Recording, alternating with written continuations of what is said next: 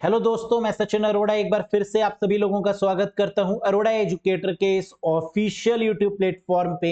So I hope you all are doing great. आप सब बहुत बढ़िया होंगे।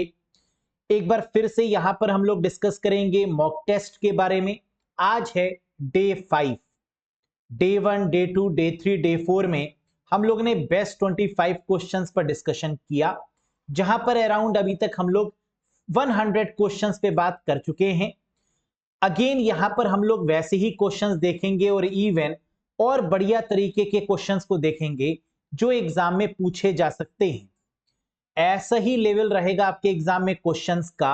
हम लोग यहां पर डे बाय डे अपने क्वेश्चंस के लेवल को इंक्रीज भी कर रहे हैं। तो आपसे रिक्वेस्ट है कि जब भी आप पढ़ने बैठें, पेन और पेपर को लेकर जरूर बैठें, जिससे कि आप इंपॉर्टेंट पॉइंट्स को नोट डाउन भी करते चलें। तो चलिए without further edu let's get started guys.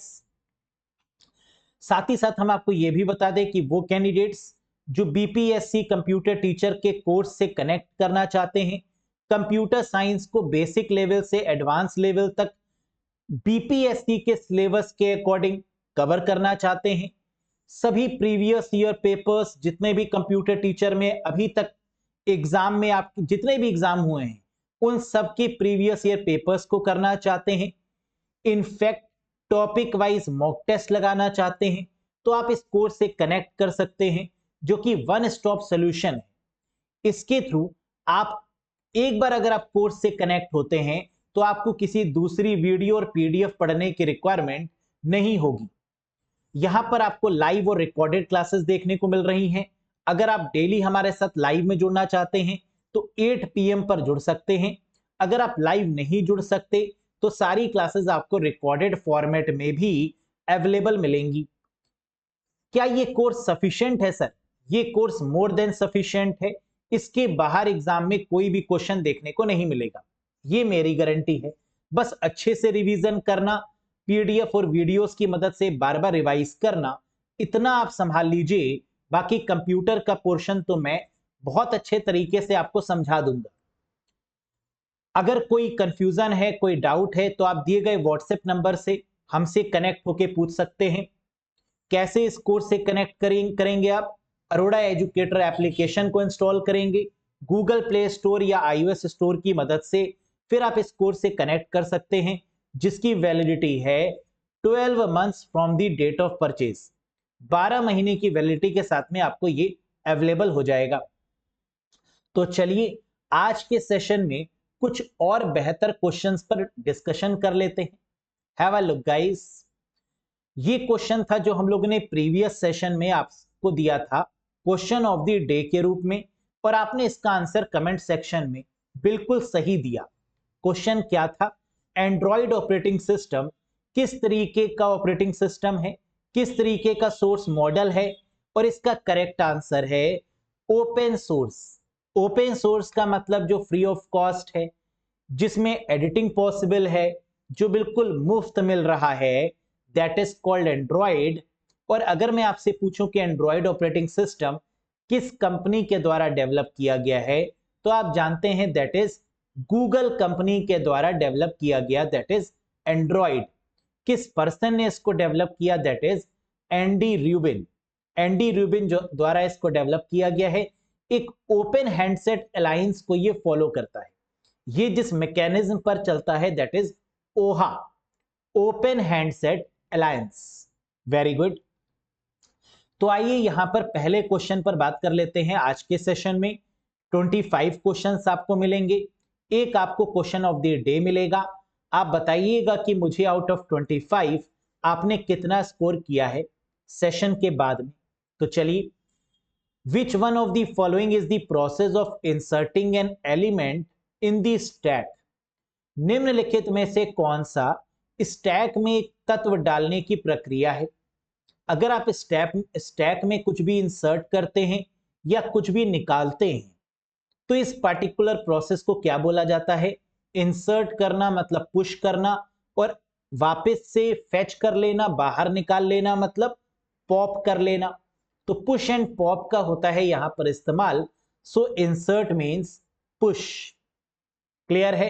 यह भी याद रखिएगा कि स्टैक में इंसर्ट और जितना भी जो भी आप इंसर्ट करेंगे या जो भी जिस भी एलिमेंट को आप विड्रॉ करेंगे या फेच करेंगे वो टॉप से ही करेंगे, यानी ऊपर से ही करेंगे। क्लियर है? Next, which of the following is the infix expression? निम्नलिखित में से कौन सा इनफिक्स अभिव्यक्ति है, इनफिक्स एक्सप्रेशन है? हम जानते हैं एक्सप्रेशन हमारे कितने तरीके के होते हैं? 3 तरीके के, इनफिक्स, प्रीफिक्स और पोस्टफिक्स। इनफिक्स का मतलब क्या है? जहां पर ऑपरेटर बीच में आए वो इनफिक्स है। प्रीफिक्स का मतलब जहां पर ऑपरेटर पहले आए, और पोस्टफिक्स का मतलब जहां पर ऑपरेटर बाद में आए। तो इनफिक्स का मतलब ऑपरेटर बीच में। हम देख सकते हैं ऑप्शन में सेकंड तो होगा नहीं क्योंकि यहां ऑपरेटर पहले आ रहा है, थर्ड भी नहीं होगा क्योंकि यहां पर ऑपरेटर बाद में आ रहे हैं। पहला सही होगा क्योंकि यहां पर ऑपरेटर्स बीच में आ रहे हैं, that is called infix notation या इनफिक्स एक्सप्रेशन। Very good. अब नीचे आप देख भी सकते हैं, हमने कुछ एग्जांपल्स भी आपको बताए हैं। इनफिक्स का मतलब जितने भी ऑपरेटर होंगे वो बीच में ही होंगे ऑपरेंड के। प्रीफिक्स के केस में जितने भी ऑपरेटर होंगे वो स्टार्टिंग में होंगे, और पोस्टफिक्स के केस में जितने भी ऑपरेटर होंगे वो बाद में होंगे। क्लियर है गाइस? तो आप इस इमेज के थ्रू आसानी से ये चीज समझ सकते हैं। Next, which of the following principle does queue use? Queue निम्नलिखित में से किस सिद्धांत का उपयोग करता है? LIFO principle, FIFO principle, linear tree या ऑर्डर्ड एरे? हम जानते हैं क्यू का जो प्रिंसिपल है वो फर्स्ट इन फर्स्ट आउट है। जो पहले लाइन में लगेगा वो पहले लाइन को छोड़ेगा। तो it means first in first out principle पर क्यू डेटा स्ट्रक्चर काम करता है। So the right one is second. Very good. अब हम जानते हैं क्यू में जहां से एंटर करते हैं उसे इन क्यू बोलते हैं, और जहां से एग्जिट करते हैं उसे डी क्यू बोला जाता है। तो entry point is called enqueue and exit point is called dequeue. Very good. Next, the operations of processing each element in the list is known as? कह रहे सूची में प्रत्येक तत्व को संसाधित करने की प्रक्रिया को क्या कहा जाता है? ऑपरेशंस हर एक एलिमेंट लिस्ट में जो होता है उसे क्या बोलते हैं? सॉर्टिंग, मर्जिंग, इंसर्टिंग या ट्रैवर्सल? आपने देखा होगा कि हर एक एलिमेंट को टच करना बाइनरी सर्च ट्री के केस में ट्रैवर्सल कहलाता है, जिसे बोलते हैं ट्री ट्रैवर्सल, जहां पर हर एक नोड या हर एक एलिमेंट को से होकर गुजारा जाता है, यानी हर एक को टच किया जाता है। दैट इज कॉल्ड ट्रैवर्सिंग या ट्रैवर्सल। इसी को तो हम लोग बोलते हैं tree traversal. Right. Next, which of the following is non linear data structure? हम लोग जानते हैं कि डेटा स्ट्रक्चर 2 तरीके के होते हैं, एक लीनियर होता है और एक नॉन लीनियर होता है। तो यहां पर पूछ रहा है निम्नलिखित में से कौन सा नॉन लीनियर डेटा संरचना है? नॉन लीनियर के केस में 2 ही आते हैं, एक तो ट्री आ जाएगा, दूसरा ग्राफ आ जाएगा। तो अगर ट्री दिया है तो वो भी नॉन लीनियर है, और अगर ग्राफ दिया है तो वो भी नॉन लीनियर का एग्जाम्पल है। तो अब यहां पर याद रखने वाली बात क्या है गाइस? यहां पर समझने वाली बात क्या है कि डेटा स्ट्रक्चर 2 तरीके के होते हैं, एक लीनियर जिसमें एरे, स्टैक, क्यू और लिंक लिस्ट आता है, जबकि नॉन लीनियर डेटा स्ट्रक्चर में ग्राफ और ट्री आता है। Very good. Next, the process that are residing in main memory and are ready and waiting to execute are kept on a list called? वह प्रक्रियाएं जो मुख्य मेमोरी में रहती हैं और तैयार हैं और निष्पादित होने की प्रतीक्षा कर रही हैं, एग्जीक्यूट होने की प्रतीक्षा कर रही हैं, वेट कर रही हैं, उन्हें एक सूची में रखा जाता है जिसे क्या बोलते हैं? इतना पढ़ के ही आंसर आ जाना चाहिए। The process that are residing in main memory. Main memory का मतलब होता है रैम या फिर रोम, लेकिन यहां पर जब हम प्रोसेस की बात कर रहे होते हैं तो वेटिंग एरिया क्या कहलाता है? रैम। और रैम को ही क्या बोला जाता है? Ready queue. So the correct answer is option number 2। होता क्या है कि हमारे जितने भी प्रोसेस होते हैं वो सब सेकेंडरी मेमोरी में होते हैं, और हम सेकेंडरी मेमोरी, जिसको जॉब क्यू बोला जाता है, यहां से प्रोसेस को लेकर आते हैं और प्राइमरी मेमोरी यानी रेडी क्यू यानी रैम में वेट करवाते हैं, और एक एक करके इन प्रोसेस को सीपीयू को एलोकेट करते हैं। This is what we called process life cycle. PLC बोलते हैं, प्रोसेस लाइफ साइकिल बोलते हैं। तो यहां पर मेन मेमोरी में रिसाइड करने का मतलब प्रोसेस का वेट करना, and that is what we called ready queue. Clear है? Very good. Which algorithm is defined in time quantum? Time quantum में कौन सी एल्गोरिथम परिभाषित किया गया है? टाइम क्वांटम, हम जानते हैं कि टाइम क्वांटम की हम बात करते हैं सीपीयू शेड्यूलिंग एल्गोरिथम में, और सीपीयू शेड्यूलिंग एल्गोरिथम में जो राउंड रॉबिन एल्गोरिथम होती है वहीं पर हम लोग टाइम क्वांटम का यूज करते हैं। तो आंसर इसका क्या बनेगा? Round robin scheduling algorithm. अब क्वेश्चन ये उठता है कि राउंड रॉबिन में हम टाइम क्वांटम का यूज क्यों करते हैं? टाइम क्वांटम का मतलब एक फिक्स टाइम एलोकेट करना हर एक प्रोसेस के लिए, कि हर एक प्रोसेस को सपोज करिए 3 मिली सेकेंड मैंने दे दिए, तो इसका मतलब अगर 3 मिली सेकेंड के अंदर अंदर वो प्रोसेस एग्जीक्यूट हुआ तो बहुत बढ़िया। लेकिन अगर 3 मिली सेकेंड के अंदर वो प्रोसेस एग्जीक्यूट नहीं हो पाया तो फिर से वो प्रोसेस कहां जाएगा? वेटिंग में। फिर से उसको कहां भेज देंगे? रेडी क्यू में। इसे बोला जाता है टाइम क्वांटम। और टाइम का मतलब जिस फिनोमिना पे ये काम करता है that is round robin scheduling algorithm. समझ में आया? Very good. Next, round robin scheduling falls under the category of, round robin scheduling किस श्रेणी में आती है? Non primitive, primitive, all of these, या नन ऑफ दी मेंशन्ड, या नन ऑफ दीज? तो मुझे ये बताइए सोच के बहुत अच्छे से कि राउंड रॉबिन ये प्रिमिटिव है या नॉन प्रिमिटिव है? प्रिम्प्ट करने का मतलब छीन लेना, और नॉन प्रिमिटिव का मतलब बिना छीने। तो यहां पर प्रोसेस आपस में छीना झपटी करते हैं या नहीं, ये आपको सोचना है। अभी मैंने आपको बताया था कि राउंड रॉबिन जो है वो टाइम क्वांटम का इस्तेमाल करती है, जैसे 2 मिली सेकेंड, 3 मिली सेकेंड, 1 मिली सेकेंड।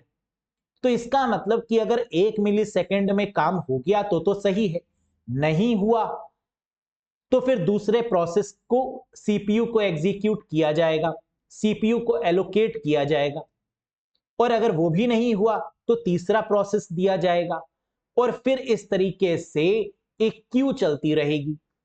इसका मतलब कि यहां पर छीना झपटी हो रही है। 1 मिली सेकेंड या 2 मिली सेकेंड या टाइम क्वांटम के अकॉर्डिंग प्रिम्प्ट किया जा रहा है। तो आंसर क्या होगा guys? This is primitive in nature, this is primitive scheduling. Clear है? Very good. Next, which is the most optimal scheduling algorithm? सबसे ज्यादा पूछा जाने वाला क्वेश्चन, सबसे इष्टतम शेड्यूलिंग एल्गोरिथम कौन सी है? सीपीयू शेड्यूलिंग एल्गोरिथम जैसे first come first serve, SJF, shortest job first, round robin, इनमें से ऐसी कौन सी शेड्यूलिंग एल्गोरिथम है जो ऑप्टिमल रिजल्ट देती है, जो कि परफेक्ट है? आंसर है शॉर्टेस्ट जॉब फर्स्ट। ये हमारी सबसे बेस्ट होती है, सबसे ऑप्टिमल रिजल्ट प्रोवाइड करती है। तो शॉर्टेस्ट जॉब फर्स्ट में क्या होता है? हम लोग जानते हैं जिसका ऐसी एल्गोरिथम, ऐसी सीपीयू शेड्यूलिंग एल्गोरिथम जिसमें शॉर्टेस्ट जॉब का मतलब जो सबसे जल्दी एग्जीक्यूट करे, जिसकी टाइमिंग सबसे कम हो, जो सबसे जल्दी एग्जीक्यूट करे सीपीयू में, उसको पहले भेज देते हैं। फिर उसके बाद जो उससे ज्यादा है उसको भेजते हैं, फिर उससे ज्यादा है उसको भेजते हैं। तो शॉर्टेस्ट जॉब का मतलब कि जिसमें प्रोसेस को एग्जीक्यूट करने में लगा समय सबसे कम है उसको पहले भेजेंगे, फिर उसके बाद दूसरे को, फिर तीसरे को। That is called SJF, shortest job first. Very good. Next, the number of layers in internet protocol stack. Internet protocol stack में कुल कितनी परतें होती हैं? सोच के बताइए। एक तो होता है ओएसआई मॉडल जिसमें 7 लेयर्स होती हैं। दूसरा होता है टीसीपी आईपी मॉडल जिसे इंटरनेट प्रोटोकॉल स्टैक भी बोला जाता है। और यहां पर नंबर ऑफ लेयर्स कितनी है? पहले 4 होती थी, अब 5 होती हैं। So the correct answer is 5 layers. Internet protocol stack में या टीसीपी आईपी मॉडल में नंबर ऑफ लेयर्स की संख्या 5 है। कौन कौन सी? Physical layer, data link layer, network layer, transport layer और एप्लीकेशन लेयर। कौन सी लेयर अवेलेबल नहीं है? तो सेशन और प्रेजेंटेशन लेयर ये ओएसआई मॉडल में होती हैं, लेकिन टीसीपी आईपी मॉडल या इंटरनेट प्रोटोकॉल स्टैक में नहीं होती। Very good. Next, Google has introduced dash an AI powered chatbot to compete with open artificial intelligence and Microsoft in the chatbot market। Google ने हाल ही में एक एआई चैटबॉट निकाला है, इसका नाम आपको बताना है, जो कि बाजार में ओपन एआई और माइक्रोसॉफ्ट के साथ सीधे सीधे कंपटीशन दे रही है। दैट इज गूगल का very famous Bard. Answer is option number 3। Google का चैटबॉट का नाम क्या है? बार्ड है। इस बार एग्जाम में यहां से क्वेश्चन जरूर आ सकता है, क्योंकि आप जानते हैं ये काफी ट्रेंडिंग इशू रहा है और करंट के बेसिस पर भी क्वेश्चन एग्जाम में जरूर आते हैं। तो यहां पर आप ये जान लीजिए कि कौन सा चैटबॉट किस कंपनी के द्वारा डेवलप किया गया है। गूगल के द्वारा बार्ड है। ओपन एआई कंपनी ने चैट जीपीटी नाम का चैटबॉट बनाया है जो कि बहुत फेमस रहा है। माइक्रोसॉफ्ट का बिंग एआई है। माइक्रोसॉफ्ट का क्या है? बिंग एआई का मतलब आर्टिफिशियल इंटेलिजेंस। याद रहेगा, गूगल का बार्ड, ओपन एआई कंपनी का चैट जीपीटी और माइक्रोसॉफ्ट का बिंग एआई। ये ऐसे भी पूछा जा सकता है कि बार्ड किस कंपनी का है, चैट जीपीटी किस कंपनी का है या बिंग एआई किस कंपनी का है। तो दोनों तरफ से आपको याद करने की रिक्वायरमेंट है। Very good. Next, Which protocol is used for browsing website? Website browse करने के लिए किस प्रोटोकॉल का उपयोग किया जाता है? तो हम जानते हैं ब्राउजिंग के लिए, इंटरनेट पर सर्फिंग के लिए जो बाय डिफॉल्ट प्रोटोकॉल है वो HTTP है। So the correct answer is hyper text transfer protocol, जिसका पोर्ट नंबर 80 होता है और HTTPS का 443 होता है ना, for the security purpose 443। Next, HTML tags are placed between. बताइए जो HTML टैग हैं ये किसके बीच में होते हैं? हार्ड ब्रैकेट, एंगुलर ब्रैकेट, करली ब्रैकेट्स या ऑल ऑफ दीज? हम जानते हैं जितने भी HTML टैग हैं उनको ब्रैकेट में रखा जाता है और ये ब्रैकेट्स एंगल ब्रैकेट्स या फिर एंगुलर ब्रैकेट के नाम से जाने जाते हैं। So the correct is option number 2. Very good. Next, what is the port number for SMTP? Simple mail transfer protocol के लिए पोर्ट नंबर क्या है? हम जानते हैं कि मेल भेजने के लिए to send the mail the protocol which is used is SMTP। Mail send करने के लिए SMTP का, मेल को रिसीव करने के लिए IMAP या POP3 का यूज करते हैं। नॉन टेक्स्ट के लिए किसका यूज करते हैं?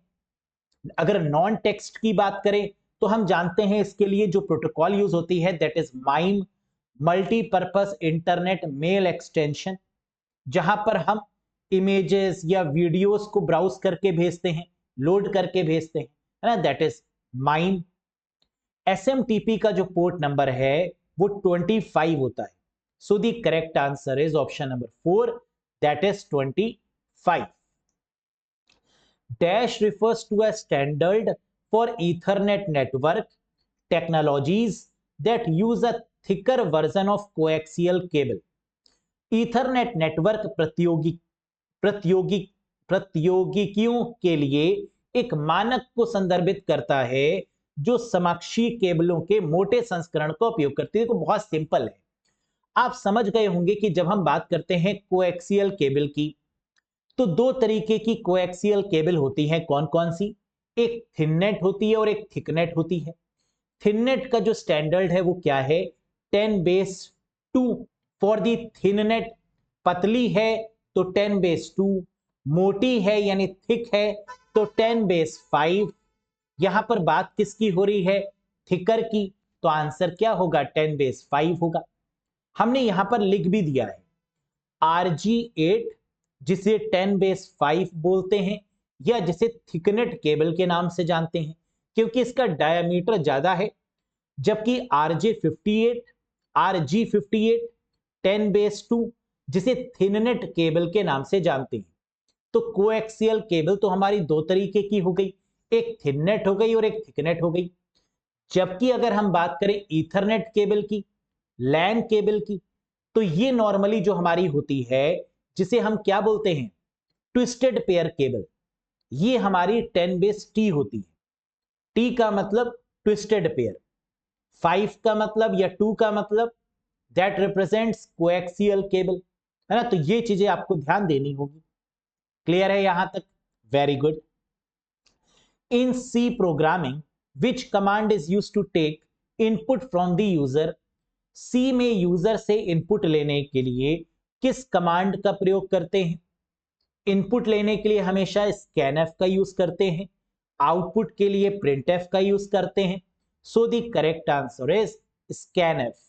जैसे int age, printf, enter your age, और स्कैन यानी इनपुट के लिए %d जो कि इंटीजर को रिप्रेजेंट कर रहा है, और एम्परसेंड एज जो कि आपके एज को रिप्रेजेंट कर रहा है, जो कि इनपुट दे रहा है। तो scanf for the input purpose, printf for the output purpose. Very good.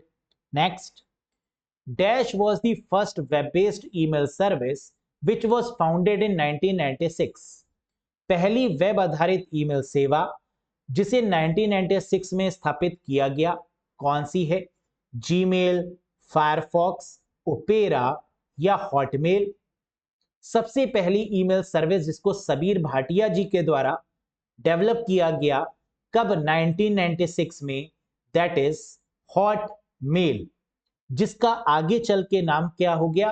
outlook.com, जो कि बहुत फेमस ईमेल क्लाइंट है ना। कई बार एग्जाम में पूछा भी जाता है कि इनमें से ईमेल क्लाइंट कौन सा है, तो आउटलुक, थंडरबर्ड या एप्पल मेल, ये तीन आपके बहुत फेमस ईमेल क्लाइंट की कैटेगरी में आते हैं। Very good. Next, the PDU for the TCP is called. TCP के लिए पीडीयू का मतलब प्रेजेंटेशन डेटा यूनिट को कहा जाता है क्या? पैकेट, डायग्राम, फ्रेम या सेगमेंट? आपने जब ओएसआई मॉडल पढ़ा होगा तो जरूर से आपने इसके पीडीयू के बारे में पढ़ा होगा। पीडीयू का मतलब कि किस लेयर पर डेटा किस तरीके से ट्रेवल करता है। जैसे फिजिकल लेयर में बिट के फॉर्म में ट्रेवल करता है, डेटा लिंक लेयर में फ्रेम्स के फॉर्म में ट्रेवल करता है, नेटवर्क लेयर पर पैकेट्स के फॉर्म में ट्रेवल करता है, ट्रांसपोर्ट लेयर पर सेगमेंट के फॉर्म में ट्रेवल करता है, और बाकी ऊपर वाली तीनों लेयर्स पर डेटा के फॉर्म में ही टीसीपी यानी पीडीयू जो होता है वो डेटा के फॉर्मेट में ही ट्रेवल करता है ओएसआई मॉडल के ऊपर वाली तीनों लेयर्स पर। तो आपको यह समझ में आ गया कि इसका आंसर क्या होगा? टीसीपी यानी ट्रांसपोर्ट लेयर, और आंसर होगा सेगमेंट, यानी 4th is the correct one. अब एक बार फिर से रिवाइज करिए। फिजिकल लेयर पर बिट, डेटा लिंक लेयर पर फ्रेम्स, नेटवर्क लेयर पर पैकेट, ट्रांसपोर्ट लेयर पर सेगमेंट, जबकि सेशन, प्रेजेंटेशन और एप्लीकेशन लेयर पर डेटा होती है इसकी पीडीयू। क्लियर है guys? Very good.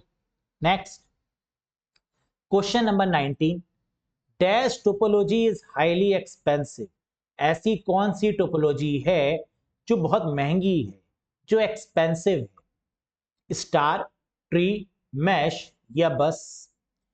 Highly expensive पूछें, ट्रस्टेबल वाली पूछें कि सबसे ज्यादा विश्वसनीय कौन सी है, ट्रस्ट करने वाली कौन सी टोपोलॉजी है, ऐसी कौन सी टोपोलॉजी है जिस पर बहुत ज्यादा विश्वास किया जा सकता है, रिलायबल इन नेचर है, तो आंसर क्या होगा इन सभी केसेस में? Mesh topology. The answer is option number 3।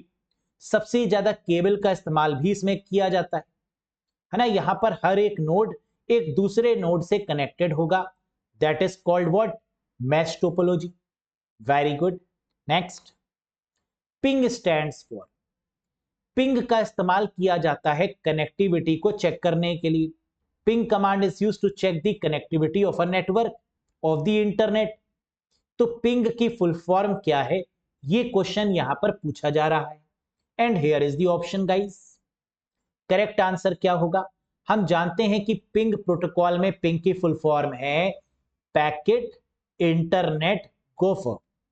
Packet internet gopher means the answer is option number 1। Next, it is possible to display pictures in HTML specification by using the tag। HTML के case में चित्र प्रदर्शित करना किस tag का प्रयोग करके संभव है? अगर हम इमेजेस डिस्प्ले करना चाहते हैं तो हम कौन सा सिंटेक्स यूज करेंगे, कौन सा टैग यूज करेंगे? हम जानते हैं कि पिक्चर या इमेजेस के लिए हमेशा IMG SRC का यूज करते हैं। IMG मींस इमेज, SRC मतलब सोर्स और आगे उसका नाम। सो the correct answer is option number 3। IMG SRC is the right. Next question number 22, which of the following file system is employed by Windows 8, Windows 10, Windows 11 for managing files on the hard disk? Hard disk में hard disk को manage करने के लिए ऐसा कौन सा file system है जो कि इस्तेमाल किया जाता है विंडोज 8 में, विंडोज 10 में या विंडोज 11 में?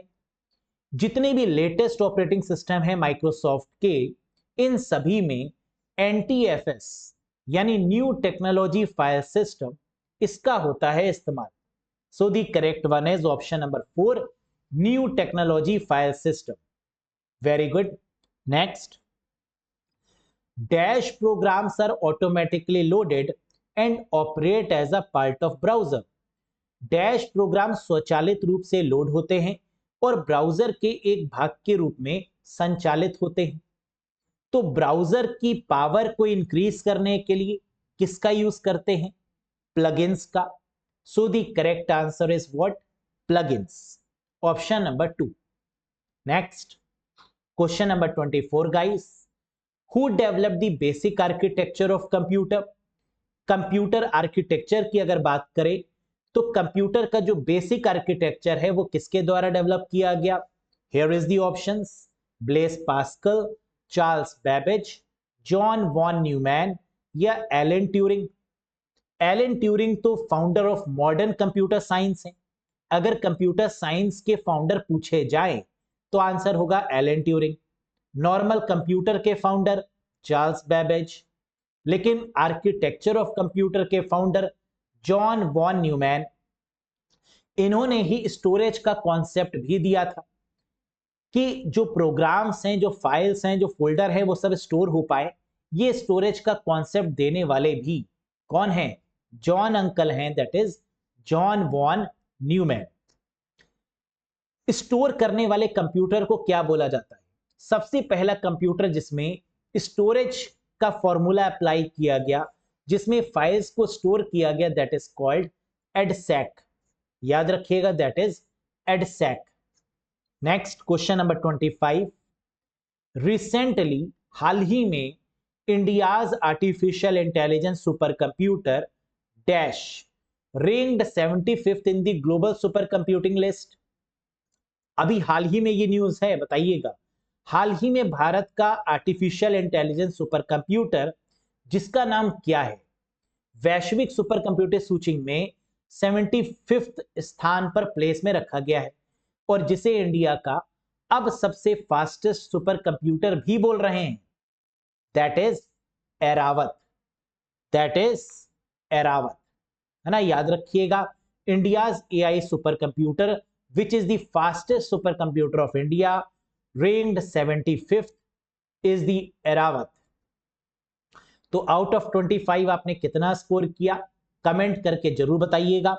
और ये रहे दो क्वेश्चंस जो क्वेश्चन ऑफ द डे है। तो आज एक नहीं, आज दो क्वेश्चन मैं आपको दे रहा हूं जिसका आंसर आपको कमेंट बॉक्स में कमेंट करके बताना है। पहला क्वेश्चन ये रहा, dash memory is used to store BIOS on motherboard. Motherboard पर बायोस को स्टोर करने के लिए किस मेमोरी का उपयोग किया जाता है? रोम, रैम, कैशे या नन ऑफ द अबव। और दूसरा question, the octal representation of this particular binary number is. यहां पर आपको कुछ बाइनरी नंबर दिख रहा है, इसका ऑक्टल रिप्रेजेंटेशन क्या है? ऑक्टल का मतलब बेस 8। अगर आप इस बाइनरी नंबर को ऑक्टल में कन्वर्ट करेंगे तो आंसर क्या मिलेगा? Here is the option guys. बताइएगा इन दोनों ही क्वेश्चन के करेक्ट आंसर कमेंट बॉक्स में। मुझे उम्मीद है कि इनके आंसर्स आप बिल्कुल सही बताएंगे। कैसा लगा आज का सेशन? कमेंट करके बताइएगा, लाइक करके बताइएगा। चैनल पर नए हो तो सब्सक्राइब जरूर करिएगा। और अगर आप कंप्यूटर को बीपीएससी लेवल से पढ़ना चाहते हैं, आप यहां पर NCERT 11, 12, graduate, post graduate level तक कंप्लीट कवर करना चाहते हैं, तो आप बिल्कुल कनेक्ट हो सकते हैं इस पर्टिकुलर कोर्स से। 26 जून से स्टार्ट हो चुका है, जहां पर आपको daily live classes, multiple of recorded classes देखने को मिलेंगी। एमसीक्यूज, मॉक टेस्ट, पीडीएफ, ये सब आपको यहां पर मिल जाएगा। ज्वाइन करने के लिए अरोड़ा एजुकेटर ऐप को इंस्टॉल करिएगा। कोई भी कंफ्यूजन, कोई भी डाउट है तो दिए गए व्हाट्सएप नंबर पे मैसेज ड्रॉप कर दीजिएगा, मैं आपके मैसेज का रिप्लाई जरूर करूंगा। किसी क्वेश्चन में कोई डाउट है तो आप कमेंट बॉक्स में ड्रॉप कर दीजिएगा, हम यहां पर भी आपके क्वेश्चन का रिस्पॉन्स जरूर करेंगे। That's all for today guys. इसी तरीके से बढ़िया मन लगाकर पढ़ते रहिए, हर एक कॉन्सेप्ट को कवर करेंगे, है ना? हर बेसिक से लेकर एडवांस तक सभी क्वेश्चंस को YouTube में भी आपके साथ में डिस्कस कर रहे हैं, ताकि जितना भी आपने रिवाइज जो भी पढ़ा हुआ है ना, वो रिवाइज आपका बढ़िया तरीके से हो पाए। Thank you very much, bye bye and take care guys. बहुत जल्द मिलेंगे एक शानदार नई वीडियो के साथ। Till then, bye bye and take care.